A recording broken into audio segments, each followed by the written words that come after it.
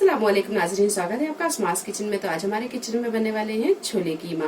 तो इसे बनाने के लिए प्रेशर कुकर में 1 बड़ा चम्मच तेल को हमने गरम कर लिया है।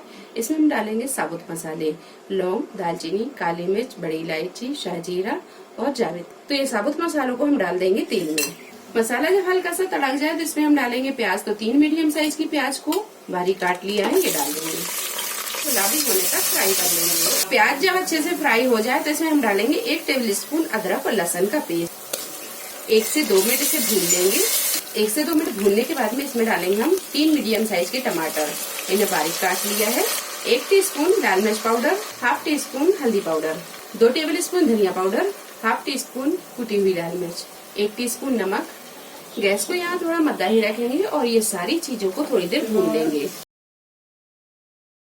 8 से 10 मिनट मसाले को अच्छी तरह भून लिया है। मसाला जब चिपकने लगा तो हमने इसमें थोड़ा सा पानी डाला और पानी डालकर अच्छी तरह से भून लिया। अब इसमें हम डालेंगे मटन का कीमा। तो 700 ग्राम मटन का कीमा, इसे अच्छी तरह धो लिया है, ये डाल देंगे। गैस को थोड़ा सा फुल पर रखेंगे और कीमे को थोड़ी देर भून लेंगे। कीमे को भूनते हुए 5 से 7 मिनट हो गए हैं। अब इसमें आधा गिलास के करीब डालेंगे पानी।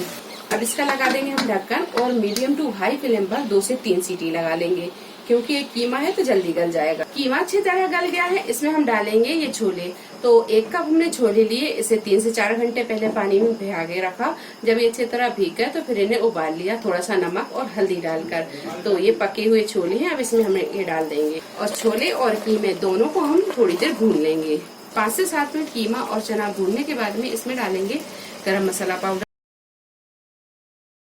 अच्छी तरह से मिक्स कर लेंगे। बारीक कटा हुआ हरा धनिया डालेंगे।